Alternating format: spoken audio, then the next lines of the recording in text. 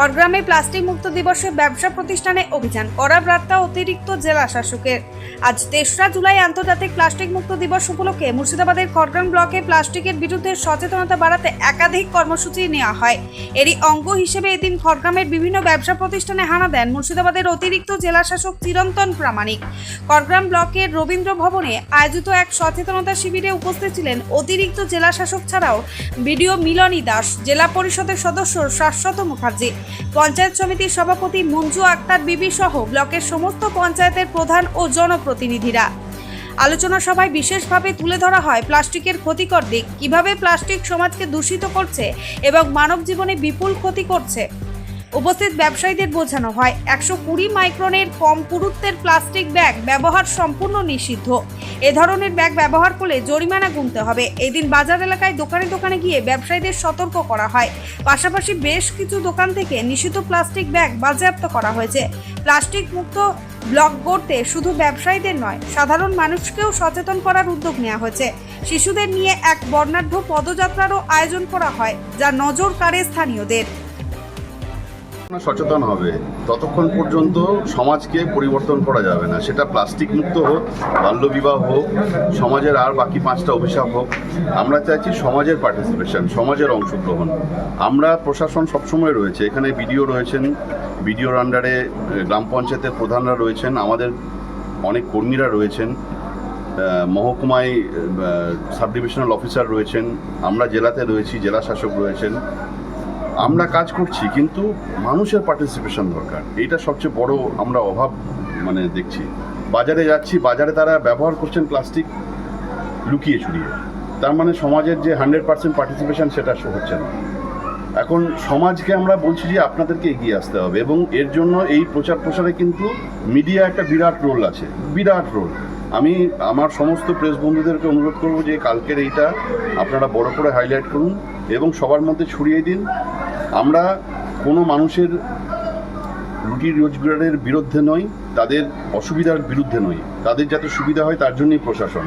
কিন্তু আইনকে যারা মানছেন না এবং আইনকে যারা বুড়ো আঙুল দেখাচ্ছেন বছরের পর বছর, এবং আমাদের সমাজে দেখুন, আপনি একটা ড্রেন পাবেন না যেখান দিয়ে জল যাচ্ছে, চারিদিকে ডেঙ্গি হচ্ছে। তাহলে যারা উইলফুলি এগুলো করছেন তাদের বিরুদ্ধে কিন্তু আমরা প্রথমে ভালোবেসে বলবো, বোঝাবো, একবার নয় 10 বার বোঝাবো, কিন্তু তারপরে কিন্তু আমরা ব্যবস্থা নেবো। আমরা সেই বার্তাই আজকে দিলাম।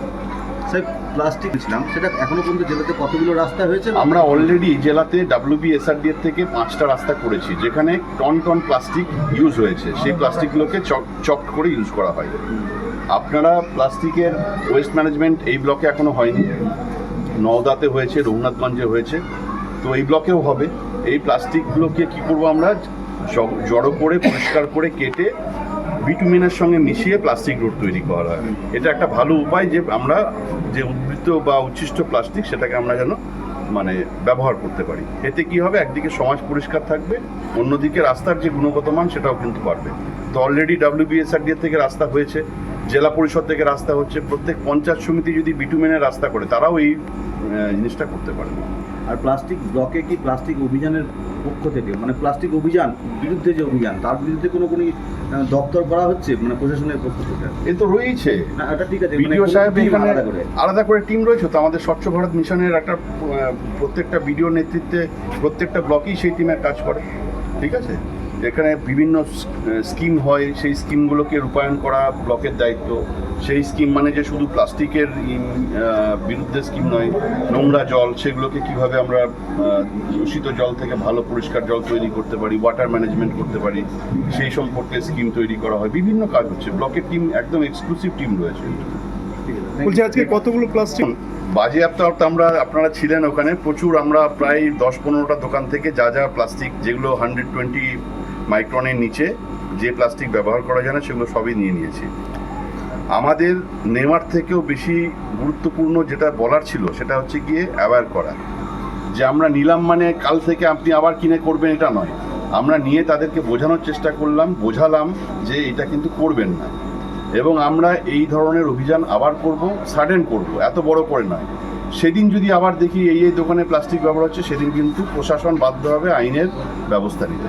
তার কারণ মানুষকে আমরা প্রতিদিন বুঝিয়ে যাব এবং তিনি ধারাবাহিকভাবে প্রতিদিন আমাদের কথা শুনবেন না, এটা কিন্তু চলতে পারে না। আর কিছু দোকানে জরিমানা করা হয়েছে। হ্যাঁ, কিছু দোকানে জরিমানা আমি এখানকার স্থানীয় প্রধানকে অলরেডি বলেও দিয়েছি, বিডিও ম্যাডামকে বলে দিয়েছি।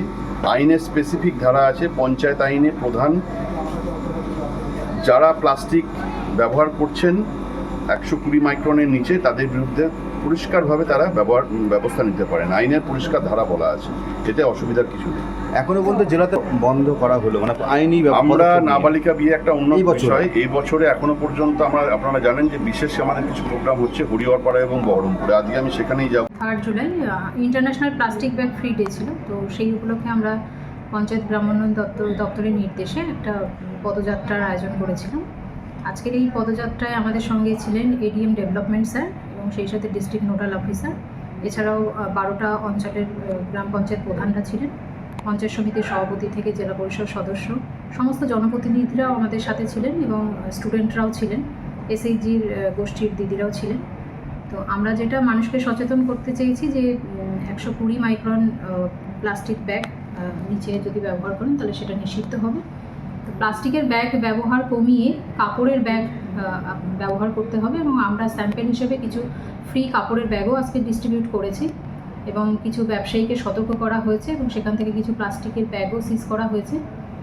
এরপরে আশা করি মানুষ সচেতন হবে এবং আমরা এই অভিযান মাঝে মধ্যেই চালাতে থাকবো। ব্যুরো রিপোর্ট, চেতনা নিউজ।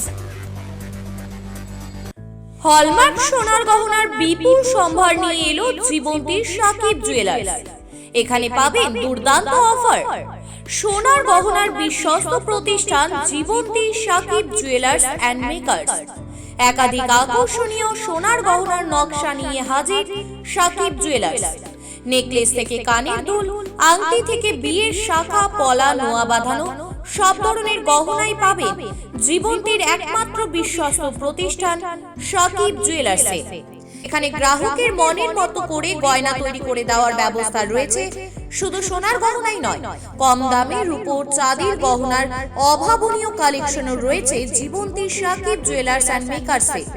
আমাদের ঠিকানা জীবন্তী বাস স্ট্যান্ড, শাহিদ হাজি মার্কেট, কান্দি, মুর্শিদাবাদ। যোগাযোগ নম্বর 9932846770 অথবা 7478666786।